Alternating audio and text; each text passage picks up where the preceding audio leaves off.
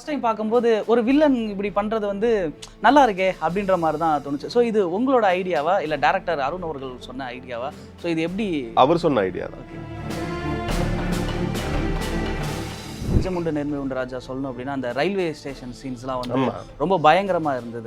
Like நீங்கள் அந்த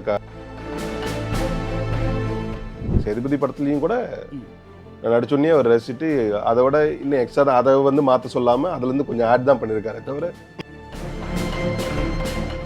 year after ஃபியூச்சரில் சினிமோட்டோகிராஃபி பண்ணணும் ஒரு படத்துக்கு அப்படின்னா எடுப்பீங்களா கையில்?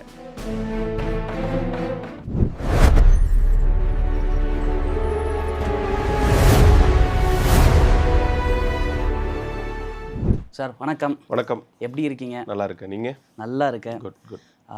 ஆக்டர் விவேக் பிரசன்னா அப்படின்னா நாங்கள் படத்தில் பார்த்துருக்கோம். படத்தில் பார்க்கும்போது வில்லனாக நடிப்பார், குணச்சித்திர வேடங்களையும் வந்து நடிப்பார், என்ன கேரக்டர் கொடுத்தாலும் நடிப்பார். ஆள் வில்லனாக இருந்தாலும் பார்க்க குழந்தை தான், பேசும்போது பழகும்போது அப்படின்ற மாதிரி நாங்கள் படம் பார்க்கும்போது எங்களுக்கு தெரியும். கேமரா ஆஃப் பண்ணதுக்கப்புறம் ஸோ நீங்கள் விவேக் பிரசன்னாவா தனியாக இருக்கும்போது எப்படி இருப்பீங்க? என்ன மாதிரியான உங்கள் நேரங்கள்லாம் செலவிடுவீங்க? எப்படி அதை ஆக்டிங்காக யூட்டிலைஸ் பண்ணுவீங்க? பர்சனல் லைஃபுக்காக யூட்டிலைஸ் பண்ணுவீங்களா?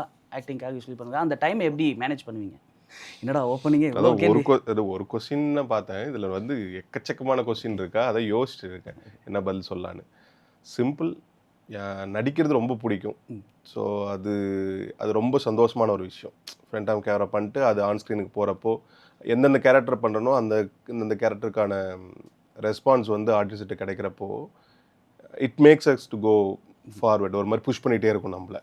ஆடியன்ஸ் வந்து இந்த ரியாக்ட் பண்ணுறப்போ ஓகே ஏதோ ஒன்று பண்ணியிருக்கோம் அப்படின்னு அது ஒரு மாதிரியான ஒரு உலகம். அது நம்மளோட தொழிலுக்கு நம்ம பண்ணுற விஷயத்துக்கு கிடைக்கிற அப்ரிசியேஷன். அதை முடிச்சதுக்கப்புறம் ஆஃப் ஸ்க்ரீன் நீங்கள் சொன்ன மாதிரி பார்த்தா ஐம் கம்ப்ளீட்லி ப்ரைவசி லவர். ரொம்ப தனியாக தான் இருப்பேன் மோஸ்ட்லி. எனக்கு இண்டஸ்ட்ரியில் பெரிய கேங்லாம் கிடையாது. ஓகே. ரொம்ப க்ளோஸ் ஃப்ரெண்ட்ஸ், ரெகுலர் மீட்டப் மாதிரியும் யாரும் கிடையாது. அதனால் நம்ம மோஸ்ட்லி வந்து வீட்டில் தான் இருப்பேன். படங்கள் நிறையா பார்ப்பேன். ஓகே. தனியாக இருக்கிறப்ப ரேண்டம் தாட்ஸ் ஓடல, அந்த மாதிரி தான். பர்டிகுலராக இந்த தாட்ஸை வச்சு தான் யோசிக்கிறது, அப்படி பண்ணலாம் இப்படி அந்த மாதிரிலாம் இல்லை. வாட் எவர் மைண்ட் கோஸ் அதோட ஃப்ளோவில் போயிட்டு அதுலேருந்து ஏதாச்சும் யோசிச்சுட்டு இருக்கிறது. மோஸ்ட்லி படங்கள் பார்க்குறது தான் பிடிக்கும் மோஸ்ட்லி. விஸ்காம் முடிச்சிருக்கீங்களா சார்? ஆமாம். ஸோ விஸ்காம் வந்து எடுத்ததுக்கான காரணம் சின்ன வயசுலேருந்தே நம்ம சினிமாக்குள்ளே தான் போகணும் அப்படின்றதுனாலயா? அப்படிலாம் இல்லை. ஈஸியாக பாஸ் பண்ணணும், கஷ்டமாக படிக்கக்கூடாது ஓகே அப்படின்னு யோசிச்சுட்டு எந்த கோர்ஸுக்கு போகலான்னு யோசிச்சப்போ விஸ்காம் எடுத்தது தான். ஸோ பயங்கரமாக நான் வந்து சின்ன வயசில் பிறந்தோடனே எனக்கு 5 வயசுலேயே சினிமா ஆசை வந்துருச்சு. அதுலேருந்தே எனக்கு வந்து அப்படிலாம் எதுவுமே அந்த மாதிரி ஃப்ளாஷ்பேக் என்னோட லைஃப்பில் இல்லை. ஓகே. ஃபெயில் ஆகக்கூடாது, அரியர் வைக்கக்கூடாது. ஆனால் அந்த ஜாப் வந்து ஒரு மாதிரி ட்ராவலாக இருக்கணும் அப்படி யோசிச்சேன். இதை பர்டிகுலராக மீடியான்னு கிடையாது, ஒரு மாதிரி ட்ராவல் இருக்கணும். ரெகுலராக 8 to 6 ஆஃபீஸில் உட்காராத மாதிரி வேலையாக இருக்கணுங்கிறது மட்டும் சின்ன வயசுலேருந்து கொஞ்சம் சின்ன வயசுன்னு இல்லை, ஒரு கட்டத்துக்கு மேலே ஒரு மைண்டில் இருந்தது. வெளியே போகணும், வரணும், ஒரே இடத்துல உட்காரக்கூடாது, ஒரே இடத்துல சக்கப் ஆகக்கூடாது, ட்ராவல் பண்ணணும் ஓகே அப்படிங்கிற மாதிரி மட்டும் மைண்டில் இருந்தது. ஸோ அதுக்கேற்ற மாதிரி கோர்ஸ் என்னடான்னு பார்த்தா விஸ்காம் தான் இருந்தது. ஏன்னா டெலிவிஷனுக்கு போகலாம். நான் ஃபஸ்ட்டு வந்து ஃபோட்டோகிராஃபி ஜேர்னலிசம் பண்ணணுன்னு எனக்கு ஆசை இருந்தது. ஜேர்னலிசம் இன் ஃபோட்டோகிராஃபி. ஸோ அது பண்ணலான்னு ட்ரை பண்ணுறப்ப அதுதானே ஊராக சுற்றலாம். ஊராங்க since we use to go, எங்கே வேணால் போகலாம், எப்படி வேணால் போகலாம், தேர் இஸ் நோ ரெஸ்ட்ரிக்ஷன், அப்படி பண்ணலாம் அப்படின்னு யோசிச்சு அப்படி இல்லைனா சேனலுக்குள்ளே போகலாம், இல்லை ஏதோ ஒரு இந்த தாட்டுக்காக ஏதோ ஒரு மீடியா ரிலேட்டடாக ஒரு ஆர்ட் ஒர்க்குள்ளே போகலாங்கிறதுக்காக விஸ்காம் எடுத்தது தான். தென் எனக்கு ஃபோட்டோகிராஃபி பிடிச்சிருந்தது. ஸோ அதுலேருந்து அப்படியே சினிமாக்குள்ளே ட்ராவல் ஆனது தான். ஸோ விஸ்காம் எடுத்துட்டீங்க, ஸோ விஸ்காமும் முடிச்சிட்டிங்க. ஸோ அதுக்கப்புறம் அந்த திரைப்பயணம் அப்படின்றது வந்துட்டு எங்கேருந்து ஸ்டார்ட் ஆச்சு? சரி நம்ம ஃபோட்டோகிராஃபி பண்ணலாம் அப்படின்ட்டு நீங்கள் முடிவு பண்ணிட்டீங்க, பட் அதை தாண்டி இந்த ஷார்ட் ஃபிலிம் இதெல்லாமே வந்துட்டு எப்படி அது அமைஞ்சது? சினிமோட்டோகிராஃபி மேலே இன்ட்ரெஸ்ட் அதிகமானது. முடிச்ச உடனே சினிமோட்டோகிராஃபி தான் அசிஸ்டண்ட்டாக ஜாயின் பண்ணேன் சித்தார்த் சார்கிட்ட. ஸோ ஒரு 3.5 years ஒர்க் பண்ணேன். அதுக்கப்புறம் தான் நடிப்பு, அன்எக்ஸ்பெக்டட்லி நடந்தது தான் நடிப்பு. ஷார்ட் ஃபிலிமில் பூம் ஆனது, இன்றைக்கி வரைக்கும் அது தொடர்ந்துட்டுருக்கு. ஸோ அதை யோசித்தேன், ஷார்ட் ஃபிலிமாக இது சினிமோட்டோகிராஃபி ஆக்டிங்கான்னு யோசிக்கிறப்போ ஒரு நாள் உட்காந்து ரொம்ப ஆழமாக தீவிரமாக யோசிச்சு தான் அந்த முடிவு எடுத்தது. ஓகே. இயர் ஆஃப்டர் ஃபியூச்சரில் சினிமோட்டோகிராஃபி பண்ணணும் ஒரு படத்துக்கு அப்படின்னா எடுப்பீங்களா கையில்? அதுக்கான தகுதி இப்போ இருக்கா என்னன்னா எனக்கு தெரில, பட் சொல்ல முடியாது. மேபி எனக்கான ஒர்க்குக்காக நான் என்னோட பர்சனல் விருப்பத்துக்காக வேணால் பண்ணலாமே ஒழிய கம்ப்ளீட்லாக இன்னொரு டைரக்டரோட இது பிக்சரைஸ் பண்ணுற சினிமோட்டோகிராஃபராக ஆகணும்லாம் எனக்கு தெரில. பட் என்னோட விருப்பத்துக்காக மேபி நடக்கலாம். நான் ஏதாச்சும் ஷூட் பண்ணுறது அதை வச்சு ரிலேட்டடாக ஏதாச்சும் போஸ்ட் பண்ணலாம், அந்த மாதிரி வேணால் நடக்கலாமே தவிர அஃபீஷியலி பண்ணுவேன்னு எனக்கு தெரில. மேயாதமான் படம் வந்து கதை சொன்னப்போ, ரத்னகுமார் அவர்கள் கதை சொன்னப்போ ஃபஸ்ட்டு நீங்கள் வேணான்னு சொன்னதான் நாங்கள் கேள்விப்பட்டோம். அப்படியா? வேணான்னு சொல்ல, ஓகே, என்ன ஒரு லாக் பண்ணியிருக்காங்கிறத நான் நம்பவே இல்லை கடைசி வரைக்குமே.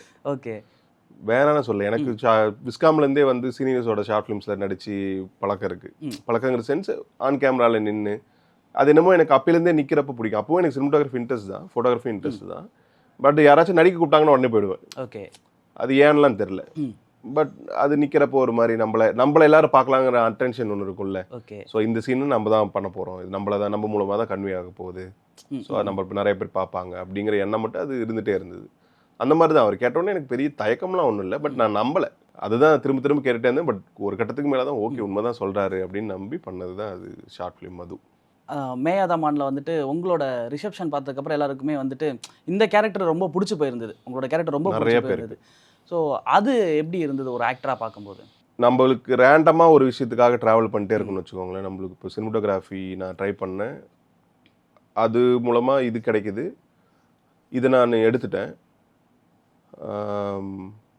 ஸோ வேவரிங்காக இருக்கக்கூடாதுங்கிற தாட் எனக்கு அந்த ஷார்ட் ஃபிலிம்லேருந்து வந்துருச்சு. ஓகே, இப்போ என்ன பண்ணணும்னு முடிவு பண்ணணும்.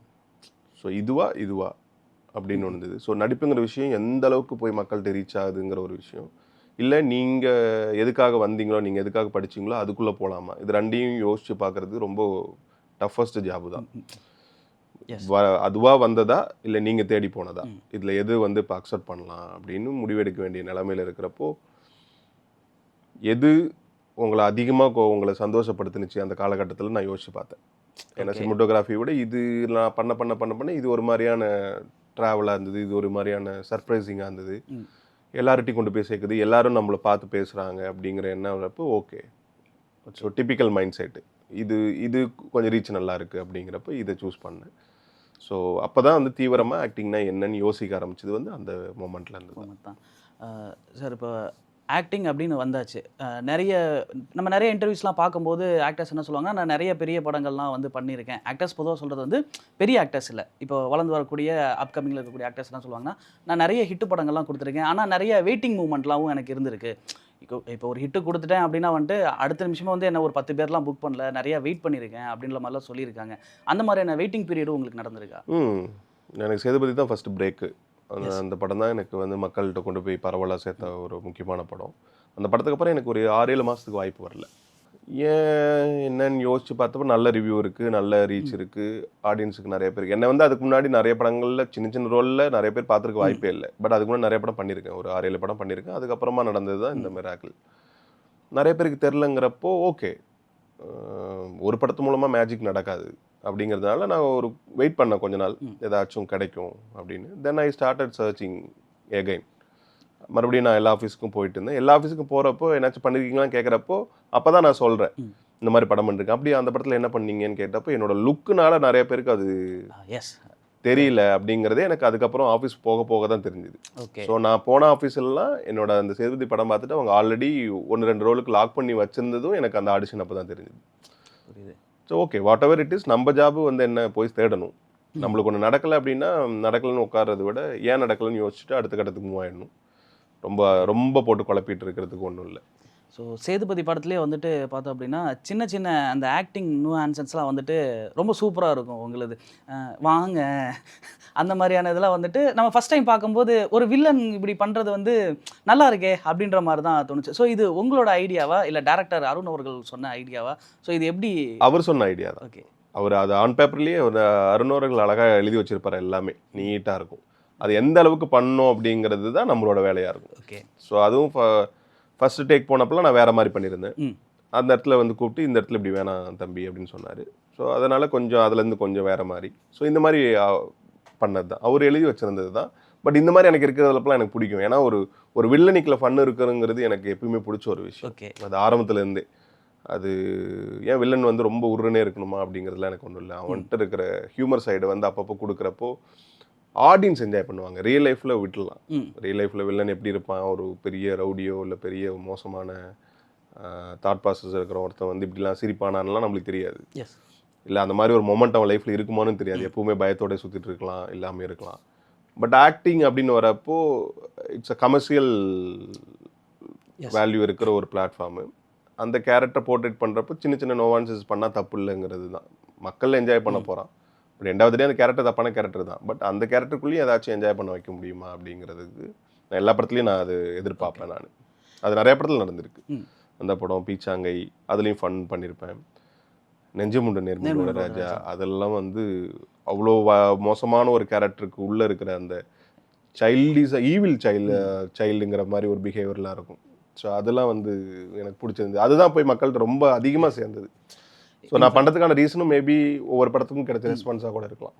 இன்ஃபேக்ட் அந்த நெஞ்சமுண்டு நேர்மை உண்டு ராஜா சொல்லணும் அப்படின்னா அந்த ரயில்வே ஸ்டேஷன் சீன்ஸ்லாம் வந்து ரொம்ப பயங்கரமா இருந்தது. ஆமாம், லைக் நீங்கள் அந்த மர்டருக்கு முன்னாடி நடக்கிற கான்வர்சேஷன் எல்லாம் ஃபன்னாக போயிட்டு இருக்கும் அவன் கூட்டு போகிற வரைக்குமே. ஸோ அது வரைக்குமே வந்து இந்த கேரக்டரை பார்த்து ரசிச்சுட்டு இருப்பாங்க. அந்த சீன்லேருந்து அப்படியே டெட் சைலண்ட் ஆகும் மர்டர் பண்ணுற சீன்லேருந்து. ஒரு ஆக்டராக வந்து ஒரு கதை கேட்கும் போதே அதில் இன்வால்வ் ஆயிடுவாங்களா, இல்லை ஷூட்டிங் ஸ்பாட்லாம் போயிட்டு அந்த அட்மாஸ்பியர் அதுக்கப்புறமே ஷார்ட் வைக்கும்போது அதுக்குள்ளே இன்வால்வ் ஆகுறாங்களா? ஏன்னா நிறைய நம்ம இன்டர்வியூஸ்லாம் பார்க்கும்போது என்ன சொல்லுவாங்கன்னா, எனக்கு கேரக்டருக்குள்ளே போக வந்து ஒரு 2 நாள் எடுக்கும், 3 நாள் எடுக்கும், அந்த மாதிரி வந்து சொல்லுவாங்க. ஸோ விவேக் பிரசன்னா அவர்களுக்கு கேரக்டருக்குள்ளே உள்ளே போகிறதுக்கு டைம் எடுக்குமா, இல்லை இமீடியட்டாக அந்த ப்ராசஸ் நடந்துருமா? டைரக்டருக்கு பிடிக்கிற வரைக்கும் இந்த ப்ராசஸ் நடந்துட்டு தான் இருக்கும் அந்த படத்தில். Okay. Not a single day. Okay. ஒரு மாதிரி முதல் நாள் நடந்துடும், 2ஆவது நாள். சில பேர்லாம் வந்து எனக்கு நான் நினச்ச மாதிரி வரவே இல்லைன்னுலாம் நிறைய பேர் சொல்லிலாம் நீங்கள் கேள்விப்பட்டிருப்பீங்களே. இந்த கேரக்டர் நான் நினச்ச மாதிரிலாம் வரலன்னு படம் ரிலீஸ் ஆகிலாம் சொல்லிட்டு இருப்பாங்க. எஸ்.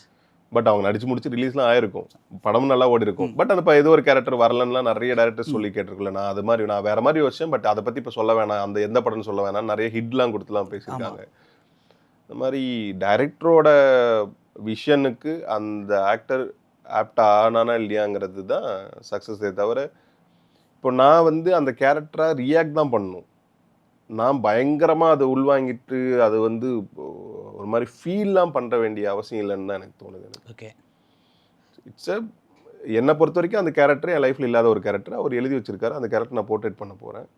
நான் யோசிக்கணும், அது கரெக்டாக டெலிவரி பண்ணணும்னு நான் நினைப்பேனே தவிர, அதை நீங்கள் டூ மச்சாக ஃபீல் பண்ணாலுமே வராது. ஏன்னா it's not belong to your real life. அது இருக்க வாய்ப்பு இல்லைல்ல.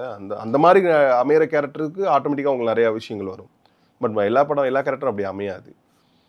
ஸோ கரெக்டாக ஒரு மீட்டர், ஒரு டைலாக்கு, இந்த கேரக்டர் இப்படி பண்ணும், இந்த டைலாக் இப்படி பண்ணும். அப்போ நான் யோசிச்சு பார்ப்பேன், அந்த காலத்தில் அந்த கேரக்டர் இப்படி இருந்தால் அப்படி எப்படி பிஹேவ் பண்ணணும்னு யோசிச்சு ஃபர்ஸ்ட் டே ஃபர்ஸ்ட் ஷாட் ஒரு பர்ஃபார்மன்ஸ் பண்ணி காட்டுவேன். ஓகே. அதுதான் அது நான் யோசிச்சு வச்சது அந்த ஸ்கிரிப்டை பற்றி. அப்போ அந்த டைரக்டருக்கு ரொம்ப நல்லா இருந்தது, எனக்கு நான் இதுதான் எதிர்பார்த்தேன்னு சொன்னார்னா அதை தான் படம் முழுக்க நான் மெயின்டைன் பண்ண ட்ரை பண்ணுவேன். சூப்பர். இல்லை இந்த மீட்டர் வேண்டாம், இந்த இடத்துல இப்படி குறைச்சிக்கலாம், இந்த டைலாக் இப்படி பண்ணலாம் அப்படின்ட்டு ஒரு ஸ்கெட்ச் கொடுத்தாருன்னா அதை அடுத்த டேக்கில் பர்ஃபார்ம் பண்ணி பார்க்குறப்ப ஒரு ஓகே சொல்கிறாருன்னா அதை மெயின்டைன் பண்ணுவேன். எக்ஸாம்பிளாக ஏதாவது படம் சொல்ல முடியுமா சார்? எல்லா படங்களும் அப்படி தான். ஓகே. எல்லா படங்களும் அப்படி தான். நான் வந்து அவங்க திருத்தின மாதிரி சொல்கிறீங்களா? இல்லை நீங்கள் எனக்கு புரிஞ்சு ஒன்று நான் ஃபர்ஸ்ட் டேக் ஒன்று பண்ணுவேன், இது ரொம்ப நல்லா இருக்குது, இதை வச்சுக்கலாம் அப்படின்னு சொல்லி சொன்னீங்க இல்லையா? மோஸ்ட்லி எல்லா படங்களையுமே அது நடந்திருக்கு. நான் சேதுபதி படத்துலையும் கூட நான் நடிச்சோன்னே அவர் ரசிச்சுட்டு அதை விட இன்னும் எக்ஸ்ட்ரா தான் அதை வந்து மாற்ற சொல்லாமல் அதுலேருந்து கொஞ்சம் ஆட் தான் பண்ணியிருக்காரு தவிர கம்ப்ளீட்டாக மாற்ற சொன்னதில்லை. மேதமன்லாம் அந்த மாதிரி தான். மேதமன்லாம் நாங்களும் நடிச்சுட்டே தான் இருக்கோம், எங்கள் இஷ்டத்துக்கு தான் நடிக்கிறோம். உடன்பால்னு ஒரு படம்லாம் வந்து எங்கள் ஃப்ளோலேயே தான் நடிச்சிட்டு இருந்தோம். ஓகே. ஆனால் அது வந்து அந்த கதைக்கு நல்லா ஆப்டாக இருந்தது. அதான் அந்த ஸ்கிரிப்டுக்குள்ளே ஆன் பேப்பரில் எல்லாமே இருக்கிறப்போ நடிகர்களுக்கும் வந்து ரொம்ப ஈஸியான ஒரு விஷயம் பர்ஃபார்ம் பண்ணுறது. அது வந்துடும், நீங்கள் என்ன ரெஸ்ட்ரிக்ட் பண்ணாலும், இது பண்ண வேணாம்னு நினச்சாலும் அந்த செட்டுக்குள்ளே அது நடக்கும். And also I strongly believe ஒரு செட்டு கூட நடிக்கிறவங்க, அந்த இடம், அந்த அட்மாஸ்பியர், அந்த காஸ்டியூம், அந்த லைட்டிங், இது எல்லாமே தான் ஒரு ஆக்டிங் என்ஹான்ஸ் பண்ணும். ஸோ இது எல்லாமே தான் ஒரு நடிகரை வந்து பெரிய ஆளாகும். நீங்கள் ப்ராப்பரான ஒரு லைட்டிங்கில் உட்கார வச்சு ஒரு முக்கியமான டைலாக்கை ஒரு இன்டென்ஸாக பேசுகிறதுக்கும், நார்மலாக அதே மாதிரி எந்த லிட்டப்பும் பண்ணாமல் எதுவுமே பண்ணாமல் ஒருத்தவங்க உட்கார வச்சு அதே டைலாக்கை பேச வச்சு நீங்கள் ரெண்டையும் ஷூட் பண்ணி பாருங்கள். It's psychological connected. இங்கே ஒரு சீனை எப்படி ஏன் வந்து பிடிக்குது ரொம்ப ஆடியன்ஸ் பார்த்த உடனே சில பர்டிகுலரான டயலாக்கோட இன்டென்ஸ் அப்போது ஏன் கேமரா மூமெண்ட் அப்படி இருக்குது, ஏன் வந்து லைட்டிங் அப்படி கொடுத்துருக்காங்க, ஏன் ஒரு மாதிரி அந்த ஆர்ட் டிபார்ட்மெண்ட் ஏன் அப்படி இருக்குது, ஏன் அவர் உக்காந்தது ஏன் அப்படி இருக்குது, அவரோட ஷர்ட் கலர் ஏன் அப்படி இருக்குது, இது எல்லாமே ஆடியன்ஸுக்கு வந்து சாதாரணமாக இருக்கும். But colours always plays role, அந்த லைட்டிங் ஆல்வேஸ் பிளேஸ் ரோல், அவங்க உட்காந்துக்கிற பொசிஷன், இது எல்லாமே சைக்காலஜி தான். இது எல்லாமே சைக்காலஜி சென்ஸ். இது எல்லாமே நம்ம ரியல் லைஃப்பில் வந்து எமோஷனோட கரண்ட்டான விஷயங்கள். நீங்கள் மியூசிக் சில மியூசிக் கேட்குறப்ப பீட்டுக்கு நாம் ஷேக் பண்ணுவோம், ஒரு மாதிரி என்ஜாய் பண்ணுவோம். சில மியூசிக் கேட்டால் we use to keep calm. சில மியூசிக் கேட்டால் ஒரு மாதிரி ப்ளசண்ட்டாக இருக்கும். சில மியூசிக் கேட்டால் டிஸ்டர்ப் ஆகும். நம்மளுக்கு என்ன, நாம் என்ன பயங்கரமான இசை அறிவுள்ளவங்களா? இல்லை, it's already programmed, it's already nature. அதே மாதிரி தான் நடிப்பு, ஆர்ட் ரிலேட்டடாக இருக்கிற எல்லாமே நம்ம மக்கள்கிட்ட இருந்து அதை கற்றுக்கிட்டவங்க நம்மளுக்கு திருப்பி கொடுக்குறது தான். அதுக்கு ரியாக்ட் பண்ணுறவங்களோட எண்ணிக்கையை பொறுத்து அந்தந்த ஜானர் ரீச் ஆகும். உங்களுக்கு ரொம்ப பிடிச்ச கேரக்டர் நீங்கள் பண்ணதில்ல அப்படின்னா? எல்லா கேரக்டரும் பிடிக்கும் தான். எனக்கு ரொம்ப பிடிச்சது எனக்கு சேதுபதி, விக்ரம் வேதா, மேயதம்மான், சூரரை போற்று, நெஞ்சமுண்டு நேர்மை உண்டு, ஓடுராஜா, சிந்துபாத் எனக்கு ரொம்ப பிடிக்கும். ஒரு மாதிரி அன்யூஷுவல் பிக். அது எனக்கு ரொம்ப நல்லா ரீச் ஆயிருக்கும்னு நினச்சேன். பட் நான் எதிர்பார்த்த அளவுக்கு போச்சு. இன்னும் போயிருக்கணும்னு ஆசைப்பட்டேன் அதை நான். அப்புறம் உடன்பாளன், அது எல்லா கேரக்டரும் சொல்லலாம். இல்லை, ஒவ்வொன்றும் ஒவ்வொரு மாதிரியான ஜானர்ஸ். ஸோ உடன்பால் ஆக்சுவலாக ரொம்ப நல்லா இருக்கும். ஸ்கிரிப்டாகவே வந்து நல்லா இருக்கும். ஒரு வீட்டுக்குள்ளே சார்லி சாரை வச்சு அவர் இறந்துட்டாருன்ற ஒரு ப்ளே போகும்போது எல்லாருக்குமே ரொம்ப அந்த படம் வந்து இன்னும் மோரோவர் ரீச் ஆகிருக்கலாமோ அப்படின்ற மாதிரி தோணுச்சு. ஸோ அது ஒரு ஆக்டருக்கு வந்துட்டு எப்படின்னா சார், ஒரு நல்ல படம் நம்ம பண்ணியிருப்போம், அதில் நல்ல கேரக்டர் பண்ணியிருப்போம், ஒரு 10 வருஷம் கழிச்சு கூட இந்த படம் நான் இப்போ தான் பார்த்தேன், ரொம்ப நல்லா இருந்துச்சு, நீங்கள் நல்லா பண்ணீங்க அப்படின்னு அந்த ரெகக்னேஷன் ஓகே. பட் அந்த ஆன் டைமில் அது ரீச் ஆகுங்கிறது வருத்தமாக, பெரிய வருத்தம். நீங்கள் 4 வருஷம் போராடுறத சில படங்கள் ஒரே படத்தில் கொடுத்துரும். அப்படியும் அந்த படங்கள் போய் சேராதுங்கிறப்போ அந்த வருத்தம் வந்து பயங்கரமாக இருக்கும். நான் வந்து அகேடாக 4 வருஷம் ரீச் பண்ண வேண்டியது இந்த ஒரு படத்தில் பண்ணியிருப்பேன், எனக்கு இது ஒழுங்காக பிளேஸ்மெண்ட் ஆயிருந்தா அப்படின்னு நினைக்கிறது ஒன்று இருக்குல்ல. 4 வருஷம் அதுக்கப்புறம் இன்னும் நான் வேலை பார்க்க வேண்டியது இருக்கும். ஒரே வருஷத்தில் நடந்திருக்கும், ஒரே படத்தில் நடந்திருக்கும். பட் பிளேஸ்மெண்ட் ஒழுங்காக இல்லாதனால, ஒழுங்காக ரீச் ஆகாதனால, இல்லை ஒழுங்கான பிளாட்ஃபார்மில் இல்லாதனால, சரியான டைமுக்கு ரிலீஸ் பண்ணாதனால, தேட்டருக்கெலாம் ஒழுங்காக போகாதனால, ஸோ இந்த மாதிரி நிறைய ரீசன் இருக்குது. ஸோ இது நம்ம ப்ரெடிக்ட் பண்ண முடியாது. It happens. அப்கமிங் ஆக்டர்ஸ்னு வந்து புதுசாக நான் சினிமாக்குள்ளே போகிறேன் அப்படின்ட்டு நிறைய பேர் வந்து ஆசையோடு கிளம்பி வராங்க சென்னைக்குள்ளே. ஸோ அப்படி இருக்கவங்களுக்கு வந்துட்டு இப்போது நீங்கள் சினிமோட்டோகிராஃபி டு ஆக்டிங் சூஸ் பண்ணீங்க, ஒரு விஷயம் வந்தது. இது பிளான் பண்ணி பண்ணுறதா இல்லை மிராக்கலாக நடக்கிறதா? மிராக்கலாக நடக்கிறது வந்து ப்ராக்டிக்கலோட குழப்பிக்கவே கூடாது. Okay. Anyway I am related to industry. நான் சினிமோட்டோகிராஃபிலேருந்து டக்குன்னு பிஸ்னஸ் போயிருந்தா தான் வந்து என்னோட டிசிஷன் மேக்கிங்கில் நான் எங்கேயோ தடுமாறி இருக்குன்னு அர்த்தம். நான் அந்த இண்டஸ்ட்ரிக்குள்ளே இருக்கிறப்ப அந்த இண்டஸ்ட்ரிக்கு ரிலேட்டடாக ஒன்று எனக்கு வந்து கை கொடுக்குதுங்கிறப்போ ஐ எம் ஹாப்பி. ஓகே, நான் என்னோட இண்டஸ்ட்ரிக்குள்ளே வேற ஒரு டிபார்ட்மெண்ட்டுக்குள்ளே போய் வேலை பார்க்க போகிறேன் அப்படிங்கிறது தான் இருந்ததே தவிர இது எல்லா லைஃப்லையும் நடந்துரும்னு என்னால் சொல்ல முடியாது. இது பாசிபிளா அப்படின்னு எக்ஸாக்டாகவும் சொல்ல முடியாது. பட் ஒரே ஒரு விஷயந்தான், நீங்கள் என்ன ஃபோக்கஸ் பண்ணி வரீங்களோ அதில் வந்து உங்களோட ஃபுல் நாலேஜ் வந்து நீங்கள் உங்களோட ஃபர்ஸ்ட் அட்டெம்ப்ட் நடக்கிறதுக்கு முன்னாடியே எல்லாமே ப்ரிப்பேர்டாக இருந்துடணும். ஓகே. பார்த்துக்கலாங்கிறது எப்போ நடக்கும் அப்படின்னா, நீங்கள் நல்லா வெல் ப்ரிப்பேர்டாக ஆகி பயங்கரமாக உங்களுக்கு இந்த கிராஃப்ட் கை கூடினதுக்கு அப்புறம் உங்களால் you can handle any situation. செட்டிலையாக இருக்கட்டும், இல்லை நடிக்கிறதா இருக்கட்டும், இல்லை சினிமோட்டோகிராஃபியாக இருக்கட்டும், யூ கேன் ஈஸிலி. பட் எதுவுமே ப்ரிப்பேர் பண்ணாமல் பார்த்துக்கலான்னு பிளைண்ட் ஃபோல்டடாலாம் ஒரு நாள் கை கொடுக்கும். ஏதோ ஒரு நாள் டக்கு நடந்திருக்கலாம், ஒர்க் அவுட் ஆகிருக்கலாம், அது மூலமாக உங்களுக்கு ஒன்று நடந்திருக்கலாம். But it won't help always. அது நம்மளை காலவாரி விட்டுரும். ஸோ அதனால் ப்ரிப்பேர்டாக நீங்கள் இருக்கிறது பெட்டர். நீங்கள் பழைய படங்கள் வாட்ச் பண்ணுவீங்க அப்படின்றது வந்து நிறைய பார்ப்பேன். என்னோட உங்களை எக்கச்சக்கமாக பார்த்துருக்கேன் நான். இப்போவும் பார்க்குறது வந்து இப்போவும் வந்து டக்குன்னு நிறைய சேனல்ஸ், இப்போது நம்ம பழைய படங்கள் போடுற சேனல்ஸ் எல்லா சேனல்ஸுமே ரேண்டமாக மோஸ்ட்லி நைட்டு தான் பார்ப்பேன் நான். எல்லா படங்களும் நைட் மட்டும் தான் பார்ப்பேன், பகலில் பார்க்க மாட்டேன். உங்களை இன்ஸ்பயர் பண்ண கேரக்டர்ஸ்லாம் என்ன சார்? ஒன்றும் இல்லை, நாட் பர்டிகுலரில் நிறைய பேர் சொல்லலாம். சொல்லலாம். ராமச்சந்திரன் ஒருத்தர் இருக்கார், டனால் தங்கவேலு, நாகேஷ் சார், மனோகர், எஸ்வி சுப்பையா, என்டி ரங்காராவ், கருணாநிதினு ஒருத்தர் இருந்தார், மனோகர் சார். ஓகே. நிறைய பேர் இருக்காங்கன்னா, நிறைய பேர் கொஞ்சம் கொஞ்சம் ஸ்ரீகாந்த் சார் ஒருத்தர், அவர் இருக்காரு. இந்த மாதிரி பஞ்ச் ஆஃப் ஆக்டர்ஸ் இருக்காங்க. Ashokan sir, okay, Muthuraman sir, Balaiah sir, okay, நீங்கள் யாரையுமே மிஸ் பண்ண முடியாது இதில். அதுமாதிரி ஃபீமேல் ஆர்டிஸ்ட்னு பார்த்தீங்கன்னா அவ்வளோ பேர் இருக்காங்க. மனோரமா ஆட்சியிலேருந்து தொடங்கி தேவிகா மேம், நிறைய பேர் கச்சக்கமா. எனக்கு பேர் டக்குன்னு இப்போ எனக்கு ஆன் ஸ்பாட்டில் ஞாபகம் வரல. ஓகே. பட் இவங்க எல்லாருமே வந்து நீங்கள் ஏன் இந்த பழைய படங்களில் வந்து இவ்வளோ பதிஞ்சு போச்சு அப்படின்னா, இந்த படங்கள்லாம் நான் ரீசெண்டாக எப்பயுமே பார்க்கவே இல்லை. ஓகே. இவங்க எல்லாரோட படத்தையும் நான் ரிப்பீட்டடாக உட்காந்து அப்பப்போ ரேண்டமாக இவங்கள பார்க்கணுமே அப்படின்லாம் பார்த்ததில்லை. சின்ன வயசில் நான் ஏதோ ஒரு காலகட்டத்தில் இவங்க எல்லார் படத்தையும் ரேண்டமாக பார்த்தது. பட் இவங்க எல்லாரோட பேருமே, இவங்க எல்லாரோட படத்தோட ரியாக்ஷனும் காட்சியும் எனக்கு ஸ்டில் ஐ ரிமெம்பர். ஓகே. கொஞ்சம் எனக்கு ஞாபகம் இருக்குது இவங்க எப்படி பெஸ்ட் பர்ஃபார்மன்ஸ் பண்ணாங்க. அதுலேயும் எஸ்பெஷலி எஸ்பி சுப்பையா அப்படின்னு மிக ஆகச்சிறந்த ஒரு நடிகன் தமிழில் நம்மளுக்கு கிடைத்ததில்ல. ஸோ அவரெல்லாம் நீங்கள் பார்த்துருப்பீங்களான்னு எனக்கு தெரியல. அவரை மாதிரி யதார்த்தமாக பயங்கரமாக அவர் எக்கச்சக்க கேரக்டர் பண்ணிருக்காரு. பாரதியாரா பண்ணுவார், அண்ணனா பண்ணுவார், விவசாயியாக பண்ணுவார், ஒரு யூனியன் லீடராக பண்ணுவார், என்ன all kind of variety roles. Okay. But அப்படியே லைவாக இருக்கும். நீங்கள் அந்த கேரக்டருக்குள்ளே அப்படியே இருக்கும். கேமரான்னு ஒன்று இருந்தது, அவர் மதிச்சுதா எனக்கு அவர் ஃப்ரேமில் பார்க்குறப்ப தெரியவே தெரியாது. ஓகே. அவ்வளோ யதார்த்தமான டெலிவரியாக இருக்கும்.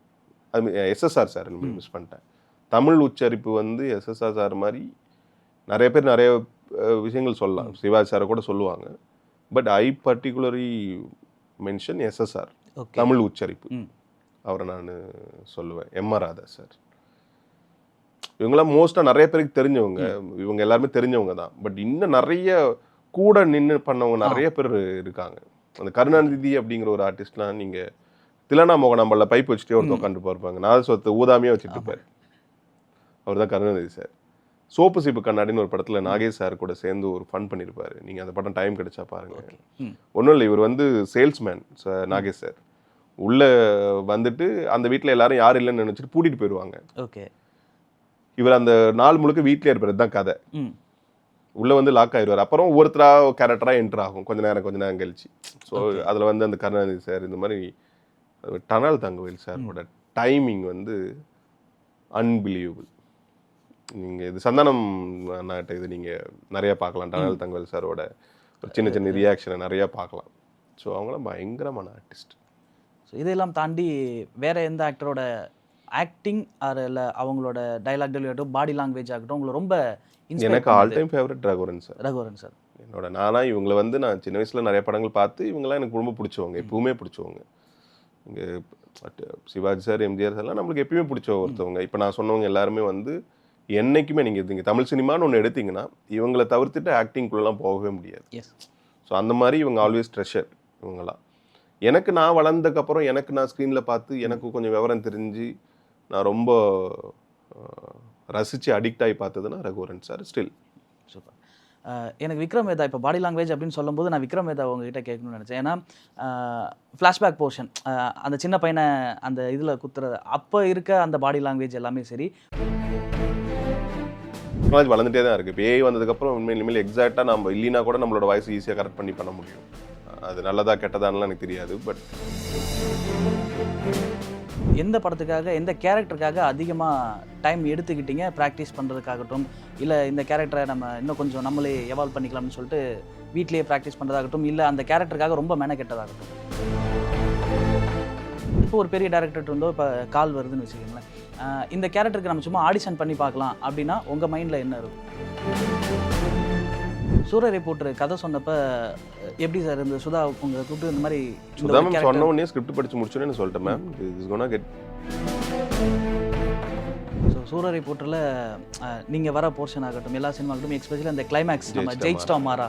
ஸோ அது இப்போ வரைக்கும் யாராவது எதுக்காவது மோட்டிவேஷன் சொல்லணும் அப்படின்னா அந்த டைலாக் தான் வந்து யூஸ் பண்ணுறாங்க. ஸோ அப்போ அது நடிக்கும் போது நீங்கள் நடிக்கிறப்ப எனக்கு படித்து முடிச்சோன்னே தெரியும் எனக்கான